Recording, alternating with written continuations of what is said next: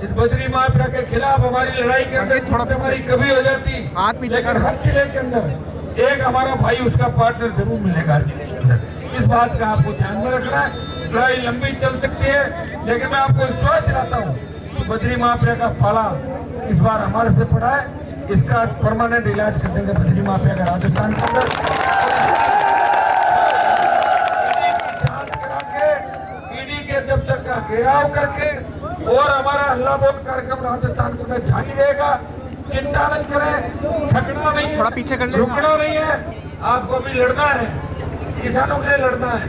अग्निकुंड के अंदर हमारे उन छोटे भाइयों को जो आर्मी के उनको न्याय दिलाना है। पहलवान बेटियों के लिए लड़ना है। इस सामंती व्यवस्था के खिलाफ लड़ना है। कांग्रेस के चोरों के खिलाफ लड़ना है।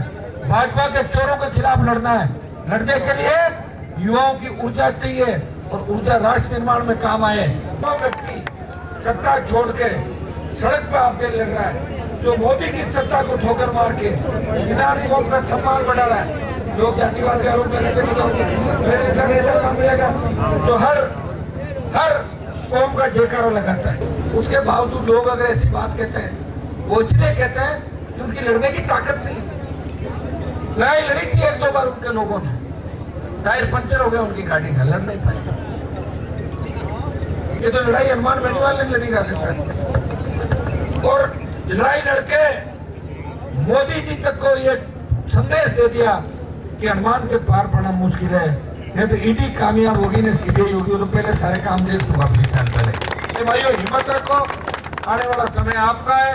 हमें अगर खतरा है विरोधियों से नहीं है, हमें हमारी कौम से और किसान के उन बेटों से खतरा है जो सत्ता में जाने के बाद हमें भूल जाते हैं। वही हमारे सबसे बड़े दुश्मन है। इस बात का ध्यान आपको रखना। इसलिए ठोक बजा के, आजकल तो बर्तन भी लेते हैं ना मिट्टी का, ठोक बजा के लेते हैं, सही एक नहीं है।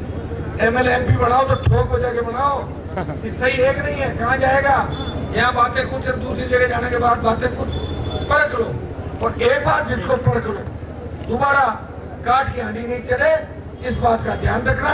मेरी जो ताकत है राजस्थान के अंदर, सब लोग कहते हैं कि हनुमान जी तो बाड़मेर के अंदर अच्छी स्थिति रहेगी, जोधपुर में रहेगी, नागौर में रहेगी।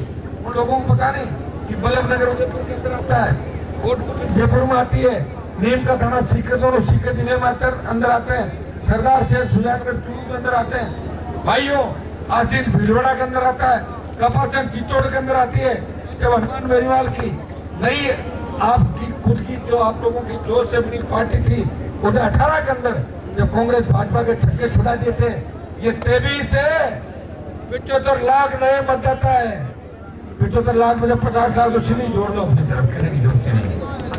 दूसरा हमारा वो वोट जो समय आया था, वो सीटें जो हमने छोड़ दी थी, कई भाई बंदी के साथ छोड़ दी, तैयारी नहीं थी।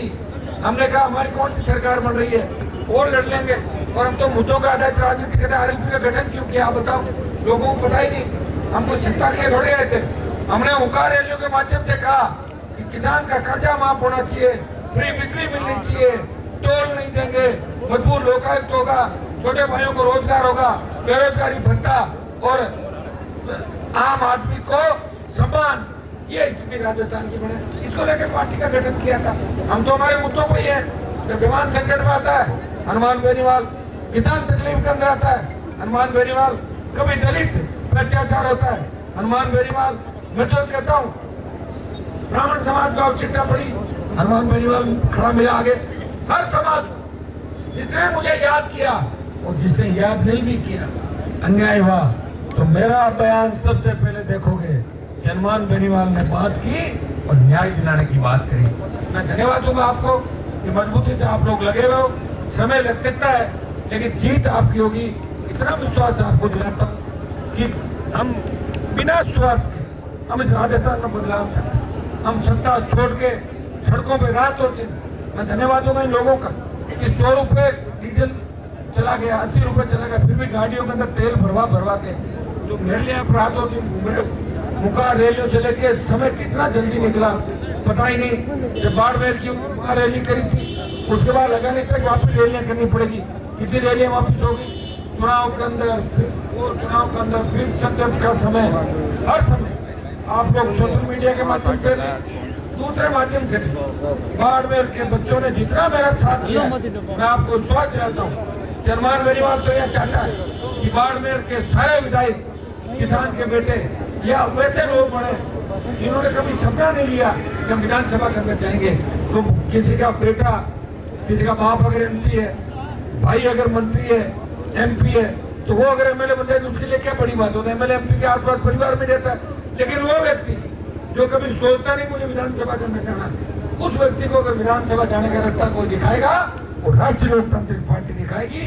तो आम आदमी, गरीब किसान के बेटे को, दलित को उस राजस्थान की विधानसभा का रास्ता दिखाएगी, लोकसभा का रास्ता दिखाएगी। उठो, अपनी ताकत को पहचानो।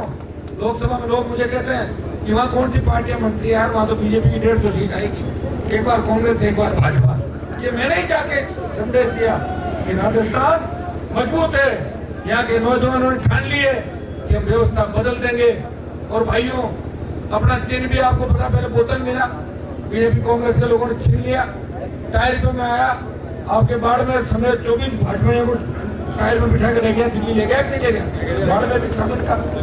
उसके बाद मुझे वापिस बोतल मिला, और इससे मिला था कि बोतल के शुद्ध जल से कांग्रेस भारतीय जनता पार्टी